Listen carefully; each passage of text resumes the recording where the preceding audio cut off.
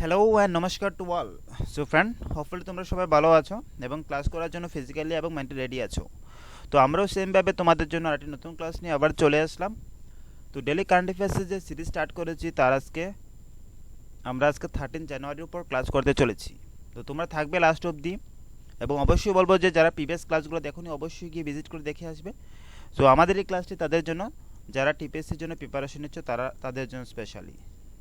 Yes, পাশাপাশি অন্যান্যরাও দেখতে পারো, যাদের এক্সামের মধ্যে কারেন্ট অ্যাফেয়ার্স এসে থাকে তারাও দেখতে পারবে। আমার এই ক্লাসটি তাদের জন্য হেল্পফুল হবে।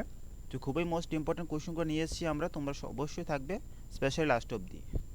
ফ্রেন্ডস, আমরা শুধু টিপিএসসিকে টার্গেট করে শুধু যে কারেন্ট অ্যাফেয়ার্স ক্লাস করাচ্ছি সেরকমটা নয়, অন্যান্য ক্লাসগুলো করাচ্ছি আমাদের এই চ্যানেলের মধ্যে, সেসব ক্লাসগুলো পেয়ে যাবে।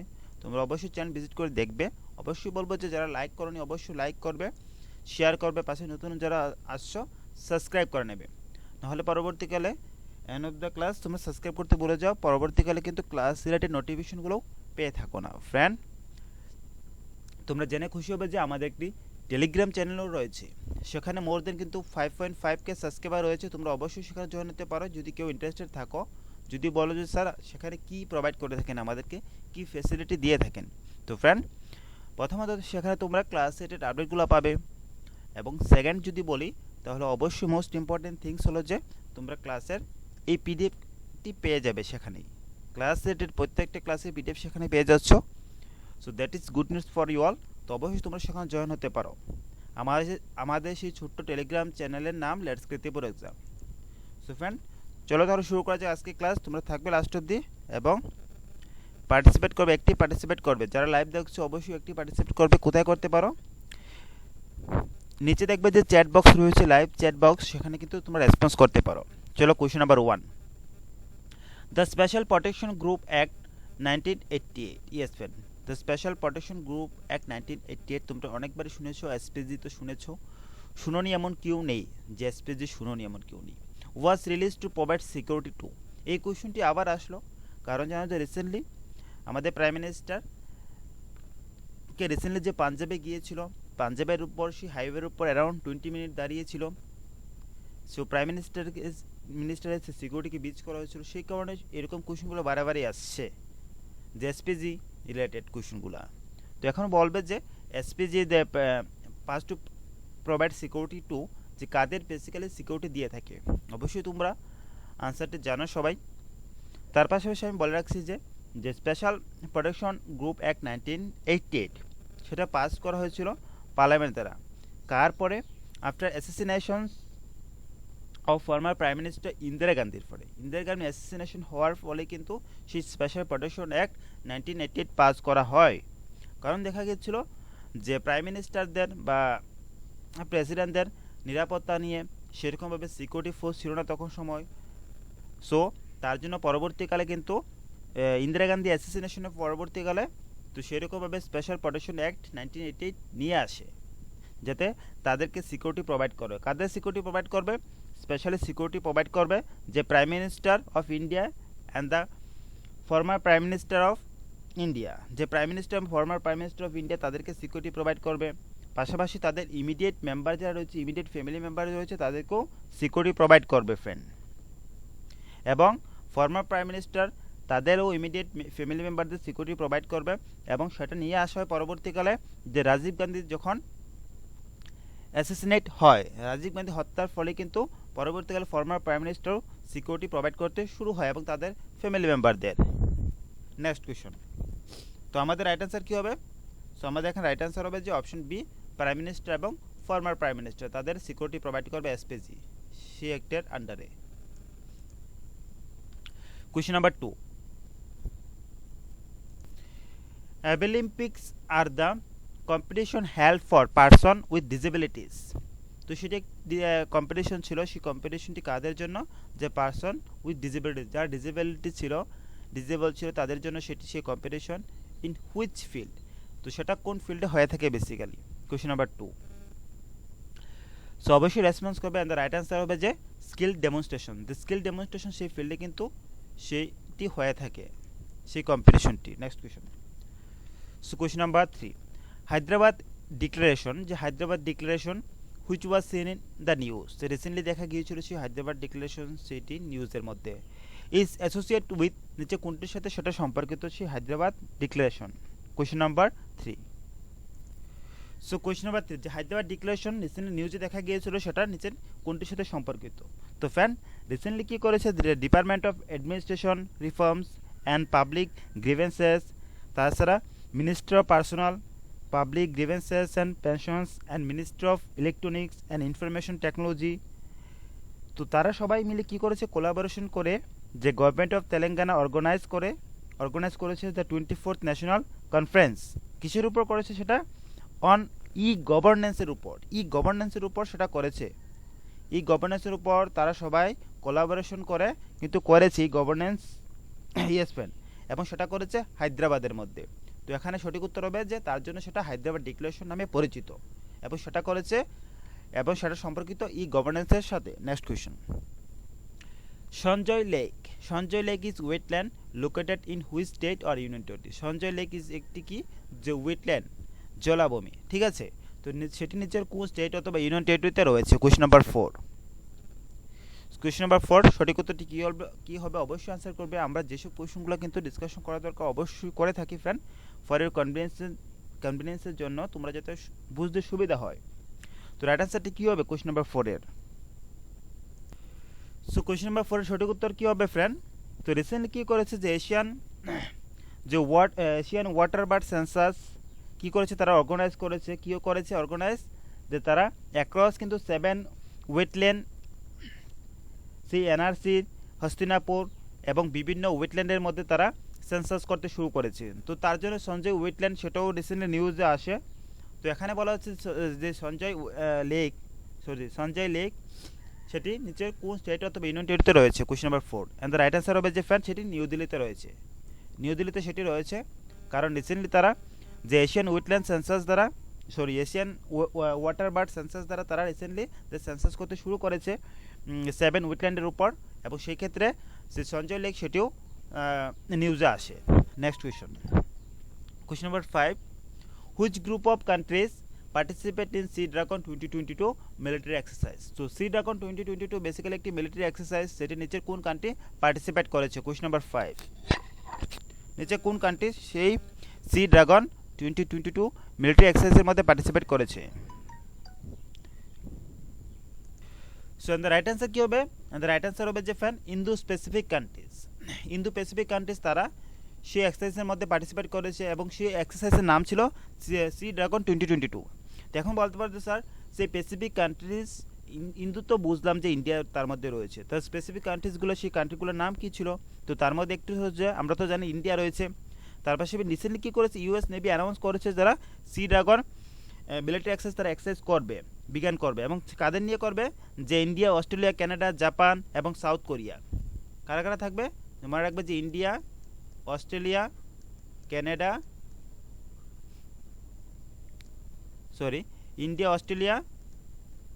Canada, Japan, south Korea, yes friend. তো সেই কান্ট্রিগুলো থাকবে, অবশ্যই মনে রাখবে সেই সব কান্ট্রিগুলোর নামও। তো ইউএস নেভি রিসেন্টলি তারা ডিক্লেয়ার করেছে তারা sea dragon 2022 military exercise participate করছে। Next question, India's first mobile honey processing van was launch in which state. ইন্ডিয়ার মধ্যে প্রথমবারের মতো যে মোবাইল হানি প্রসেসিং ব্যান তারা লঞ্চ করেছে নিচে কোন স্টেটের মধ্যে। Question number 6। তো কিছু কোয়েশ্চন তো রয়েছে ইনফরমেটিভ কোয়েশ্চন, সেগুলো তোমাদের অবভিয়াসলি আনসার জানলে চলবে। কিছু কোয়েশ্চন তো আমরা ডিসকাশন বেস করাচ্ছি, এতে তোমরা সেটার পিছিয়ে ব্যাকগ্রাউন্ডও জানো।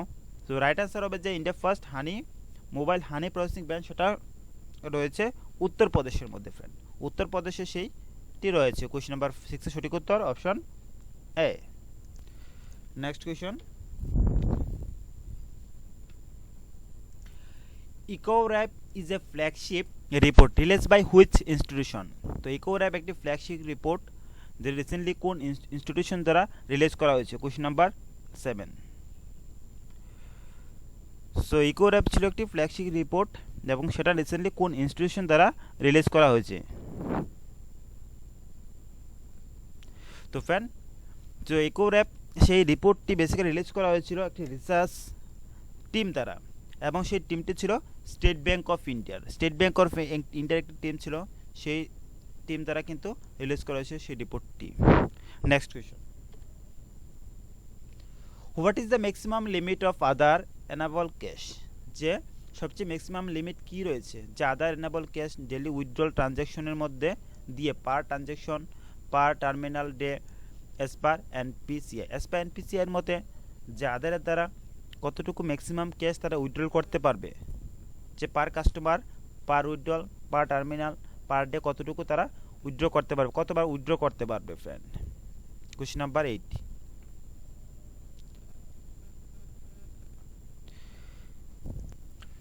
সো রাইট আনসার কি হবে? সো এনপিসিআই দ্যাট মিনস কি national payments corporations of India recently তারা ইন্ট্রোডিউস করেছে, সেইভাবে যে ইন্ট্রোডিউস করেছে যে limit for cash withdrawals, yes friend, এবং তাছাড়া মিনি স্টেটমেন্ট। তো তারা সেভাবে নিয়ে এসছে যে Aadhaar enable cash withdrawal transaction যে পার কাস্টমার পার টার্মিনাল কতবার উইথড্র করতে পারবে, তারা সেই লিমিট দিয়েছে যে 5 বার পর্যন্ত করতে পারবে, 5 টাইম করতে পারবে, ঠিক আছে। তো 5 টাইম তারা উইথড্র নিতে পারবে, 5 টাইম তারা স্টেটমেন্টও নিতে পারবে, এবং সেই ট্রানজ্যাকশন হচ্ছে পার মান্থ থাকবে সবার জন্য, এবং সেটা ইমপ্লিমেন্টেড হবে এবং এফেক্টেড হবে জানুয়ারি 15 থেকে ফ্রেন্ড। জানুয়ারি 15 থেকে সেটা এফেক্টিভ হবে, জানুয়ারি 15 2022, ইয়েস ফ্রেন্ড, জানুয়ারি 15 2022 থেকে সেটা এফেক্টেড হবে। তো right answer option C. Next question, the new Jan Shatabdi express inaugurated between Agartala and Jiribam connects Tripura with which state? The অফিসতে শুনেছ রিসেন্টলি যে ঘটনা রিসেন্টলি যেটি হয়েছিল আগরতলার মধ্যে, যে আগরতলা থেকে একটি ট্রেন স্টার্ট করেছে, সেটি আগরতলা এবং জিরিবাম সেই স্টেশনকে কানেক্ট করবে। সো ত্রিপুরা থেকে নিউজ তোমরা বলছে যে ত্রিপুরা থেকে যদি কারেন্ট অ্যাফেয়ার্স নিয়ে আসা হোক, তো আমরা কিন্তু সেইভাবেই করাচ্ছি, তোমরা লাস্ট অবধি থাকবে এবং ক্লাসটি সবগুলো ক্লাস সিনসিয়ারলি করবে, যেগুলো ত্রিপুরা থেকে আসে ইম্পর্টেন্ট কোয়েশ্চেন সেগুলো থেকে কিন্তু নিয়ে আসছি। তো রাইট অ্যান্সার কী হবে? যে আগরতলা এবং Jiribam connects Tripura with which state? Tripura কোন ভারতের কোন স্টেটের সাথে আগরতলা থেকে শুরু হয়ে সেই ট্রেনটি, এবং সেই ট্রেনটির নাম মনে রাখবে new Jan Shatabdi express. New Jan Shatabdi express সেটা ইনোগ্রেট করা হয়েছে রিসেন্টলি। তো জিরিবাম সেটি কোথাকার স্টেশন রয়েছে যেটি ত্রিপুরার সাথে কানেক্ট করবে? Question number 9।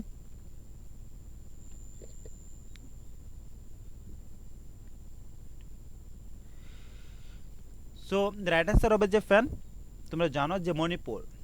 সো মণিপুরে সে জিরিবাম স্টেশনে যাবে আগরতলা সেই জন শতাব্দী এক্সপ্রেস, সেটা ত্রিপুরার সাথে মণিপুরের সে মণিপুরকে কানেক্ট করবে তাদের, এবং সেটা করা হয়েছে যে রেলওয়ে মিনিস্ট্রি দ্বারা সেটা করা হয়েছে সেটি উদ্বোধন। Next question, question number 10, which state legislative council has pass a bill to give more power to higher education minister in the state run Versatize, yes friend। তো নিচে কোন স্টেট লেজিসলেটিভ কাউন্সিল কি করেছে, পাস করেছে, bill pass করেছিল যে কি পারবে, gave more power to higher education minister, যে হায়ার এডুকেশন মিনিস্টারকে অনেকটাই পাওয়ার প্রোভাইড করবে, ঠিক আছে, হায়ার এডুকেশন মিনিস্টারকে পাওয়ার প্রোভাইড করবে, এবং নিচে কোন স্টেট দ্বারা সেটা করা হয়েছে? কোশ্চেন নাম্বার 10, নিচে কোন স্টেট দ্বারা সেটা করা হয়েছে?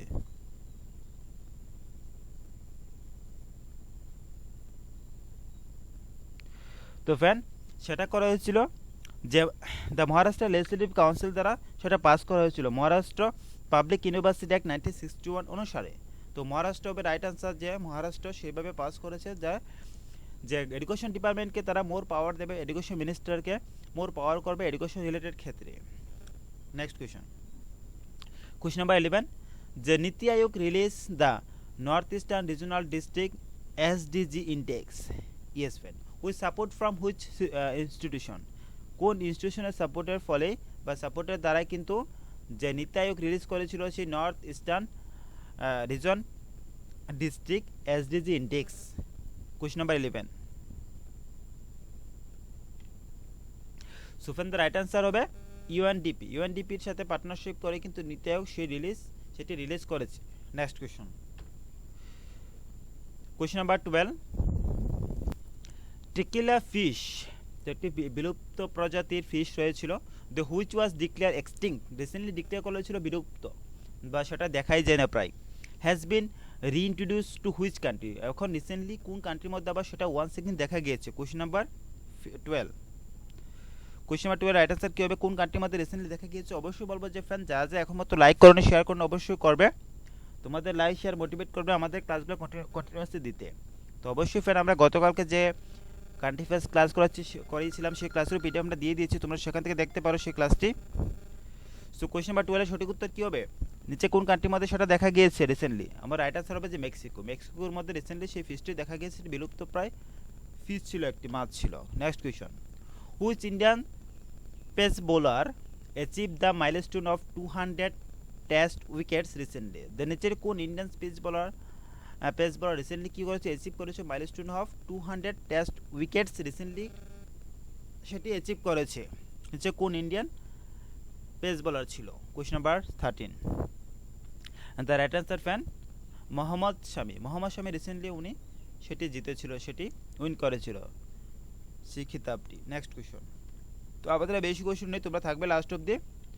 The Indian armies quantum computing laboratory and a centre for artificial intelligence, that is AI, has been set up in which state, the Indian army দ্বারা যে কোয়ান্টাম কম্পিউটিং ল্যাবরেটরি এবং তার পাশাপাশি সেন্টার ফর আর্টিফিশিয়াল ইন্টেলিজেন্স সেটি set up করা হয়েছিল, নিচে কোন স্টেটের মধ্যে সেটা সেট আপ করা হয়? কোয়েশ্চন নাম্বার 14, কোন স্টেটে সেটি সেট আপ করা হয়েছিল?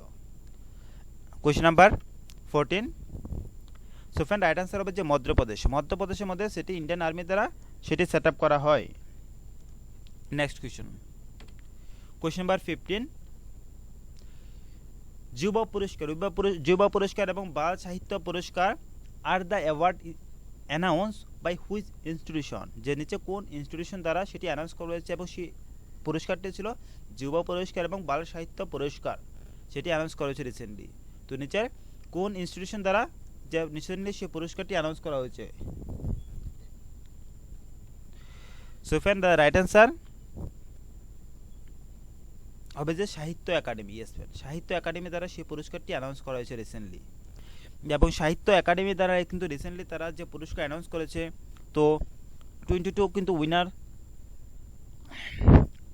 পুরস্কার হিসেবে অ্যাওয়ার্ড করেছে, তো যুব পুরস্কারের আন্ডারে এবং বাল সাহিত্য পুরস্কার আন্ডার 2021 যেটি হয়েছিল।